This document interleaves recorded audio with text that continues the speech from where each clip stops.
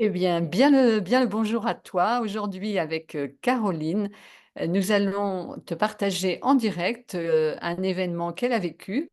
Et comme ça, tu pourras goûter la substantifique moelle de nos partages en direct. Donc, c'est dans le cadre de l'Université de la présence. Ce qui nous tient à cœur, c'est vraiment dans le quotidien, de voir comment cette présence s'établit, comment nous œuvrons à partir de cette présence, comment nous recevons les événements. Alors, Caroline, je t'écoute. Voilà, donc j'ai changé de voiture et j'en ai acheté une d'occasion avec laquelle j'étais très contente, ravie de mon achat. Tout allait très bien jusqu'à ce que mon compagnon me suive en voiture et me dise qu'elle fumait noire. Et là, bon, on a mis du produit, mais elle fume toujours noire. Ma voiture fonctionne très bien. Et je me suis rendu compte que la seule chose qui avait changé, c'est que j'étais sortie de l'ignorance, du déni que cette voiture, elle fumait noire. Mais ma voiture, c'est toujours la même. Et c'est le cas de tous nos événements de notre vie, en fait. C'est que, eh bien, tant qu'on est dans le déni ou dans l'ignorance, qu'on peut ensuite qualifier de déni quand on fait semblant de ne pas voir, eh bien, on est dans la sécurité intérieure et le confort. Et c'est pas pour ça que l'événement n'existe pas. Et donc, quand on c'est un c tout est prétexte pour moi à s'amuser, à découvrir la conscience. Et là, je vous prends un exemple qui est vraiment pas dramatique, mais qui s'adapte, je trouve, à tous les événements de la vie. C'est quand on a quand on voit quelque chose de contrariant, c'est pas juste qu'il vient d'exister, il est là cet événement contrariant, mais c'est la manière dont mon mental va le récupérer, quoi. Et l'élément contrariant, moi, je vois que je focus maintenant sur le noir de ma voiture à la place de focuser sur le fait qu'elle roule très bien. Et c'est tout pour moi l'épreuve de la sagesse, de focuser sur la bonne santé de ma voiture, sur le fait qu'elle roule très bien, plutôt que sur le fait que derrière elle pollue. Et donc, cette gestion de à la fois voir la dualité, ce qui va pas, mais aussi tout ce qui va bien, et à la fois prendre en compte l'ombre qui là se manifeste de la fumée noire et la lumière qui est tout ce moteur qui fonctionne parfaitement bien dans une voiture qui est nickel, et bien qui est pour moi toutes les épreuves de sagesse quand on a des événements de la vie perturbants à traverser. Et donc je m'amuse beaucoup avec ce petit événement non-événement. Merci, Caroline. Alors, ce que ça m'inspire, c'est que effectivement, on est dans une période au niveau global assez compliquée. Et l'autre jour, par exemple, j'étais avec des amis et allez, la ritournelle était partie: «Oh oui, l'hiver va être difficile, va être compliqué», et donc c'est effectivement trouver la justesse, en chacun, de connaître, ressentir, ce qui peut se passer, mais de toute façon, ça, c'est encore le futur, hein. Et dans le présent, c'est comment je ressens ça, et c'est effectivement d'éviter le déni en même temps. C'est-à-dire que, oui, on est informé que, bah, il y a beaucoup de choses qui, dans le présent, qui sont en train de se casser la figure. OK. Donc, à la fois je nourris, l'organisation de ma vie et cetera et autour de moi, et à la fois je fais le job aussi d'accueillir, ce que ça me fait de savoir qu'il y a cet effondrement, par exemple, ou ces mauvaises nouvelles.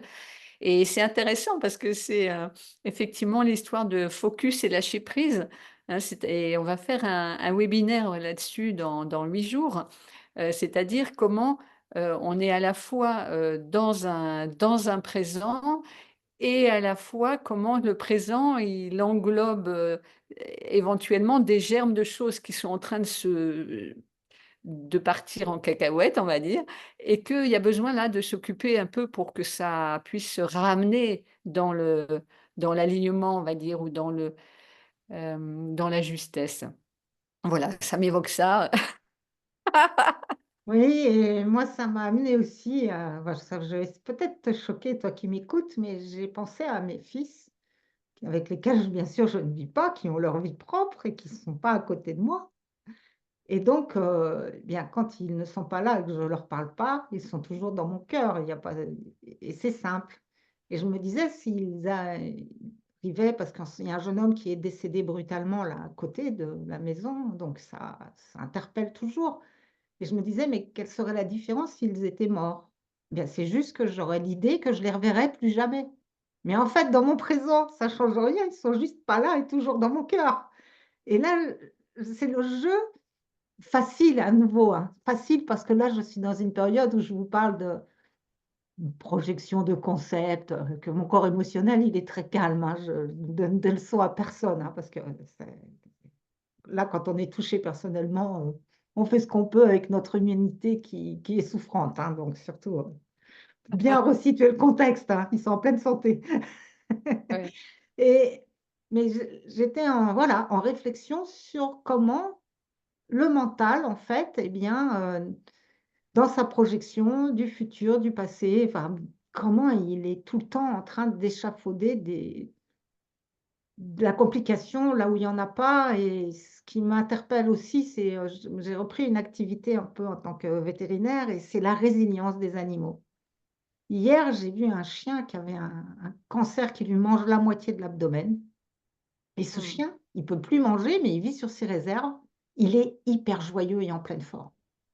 Et Waouh! comme sa gardienne, elle a pleuré dans la salle de consultation parce qu'elle sait, ça fait 1 mois ou 2 mois qu'on suit ce chien, hein, malheureusement, le pronostic est vraiment très réservé.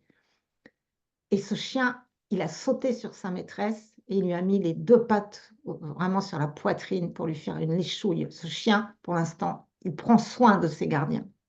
Et Mmh. ensuite, tout le temps qu'on a parlé de sa fin de vie proche, il est venu à côté de moi et il est venu me lécher, il est venu chercher des caresses. Il m'a porté son soutien pour ses gardiens. Et Waouh! là, je vois là avec, les euthanasies, tous les chiens en fin de vie que je fréquente, combien eux, ils sont dans la résilience et qu'ils ont pas cette souffrance du corps émotionnel et mental face à une disparition ou face même à une souffrance physique. Mmh. Et on a vu une chienne qui avait 3 côtes cassées et qui fait la fête à son maître et on ne voit même pas qu'elle souffre et pourtant elle avait des anti-inflammatoires, tranquilles quoi, pas de morphine. Et là, à chaque fois, je prends des leçons de résilience, mais Mmh. ouais, des claques de résilience grâce Allez! à nos animaux qui sont merveilleux, quoi. Donc merci à eux, merci pour cet amour inconditionnel et cette facilité à Mmh. accepter les changements d'état. Mmh. Sans se prendre la tête, en fait. Ils font du mieux qu'ils peuvent avec les moyens qu'ils ont, à chaque fois. Ouais, le maître mot, je retiens, c'est la résilience, effectivement, hein. C'est comment on réussit, voilà, malgré les chocs, qui peuvent se présenter à nous et qu'on peut avoir, c'est de revenir à un état de tranquillité, en fait, hein, c'est une propriété du vivant et dans la mesure où on laisse, notre mental, de côté, eh bien, c'est vrai que ça facilite beaucoup cette résilience. Merci Caroline pour Et ces franchement, enfin vraiment pour moi, la capacité que nous avons en tant qu'humains, c'est la de vivre en communauté. Parce que là, je vous parle, le sourire aux lèvres avec humour et cetera, parce que je vous dis, je suis pas touchée dans mon humanité, dans mon corps vraiment émotionnel et mental. Mais quand on est touché par la détresse, qui est humaine, eh bien, c'est le moment d'appeler la cavalerie, c'est-à-dire d'appeler les amis qui, eux, ont ce recul que j'ai aujourd'hui pour vous parler de petites histoires, potentielles et qui vont garder la constante de la confiance, de la foi et du soutien dans la verticalité. Et pendant ce temps-là, moi qui ai aussi donc eu un mari qui est devenu tétraplégique et sous assistance respiratoire, donc qui sait ce que c'est d'être, dans la mélasse, avec, on va dire d'une détresse bien au-dessus de la tête, hein. Et bien là, les amis qui gardent cette joie, cette foi, cette confiance, mais c'est eux qui nous tiennent la tête hors de l'eau quand on est dans le mmh, marasme. Et vraiment, l'esprit de communauté pour moi, c'est ça. C'est des moments on est dans notre puissance, des moments on est dans notre vulnérabilité et on est tous ensemble et c'est ce qu'on vit dans la communauté de l'université de la présence que nous avons créée. C'est cette communauté d'entraide et de soutien au-delà du temps, de l'espace et qui nous permet vraiment de traverser nos nuits noires, qu'elles soient relationnelles, qu'elles soient juste, existentielles, qu'elles soient financières, dans la confiance que ce n'est qu'un passage Mmh. et un Merci Carole. apprentissage. Oui, c'est très touchant la manière dont tu en parles et c'est bien effectivement ce qu'on vit avec la communauté lors des cercles hebdo, que nous animons et voilà, je le sens dans mon ventre là, comment, on a cette, grâce à ce cercle, cette sécurité de pouvoir se déposer, retenir avoir le soutien des autres et ça, dans le flux de ce qu'on vit au quotidien qui peut par moments être, très tendu, hein. C'est voilà, il y a des événements qui se présentent,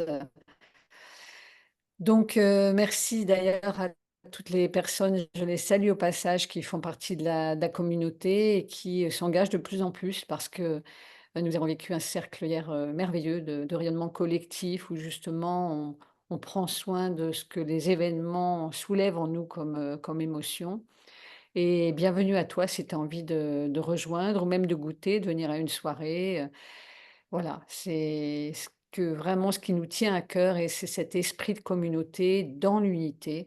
C'est-à-dire que ce que vit l'autre, en fait, c'est l'autre est un autre moi-même et donc je merci qu'ils le vivent si c'est une difficulté parce que c'est ça de moins que j'aurai à vivre et en même temps, je suis là justement pour le soutenir. À très bientôt et pense à cliquer, sur le pouce si tu as apprécié cette vidéo, ça nous aide. Et puis rendez-vous pour le webinaire, je crois que c'est la semaine prochaine.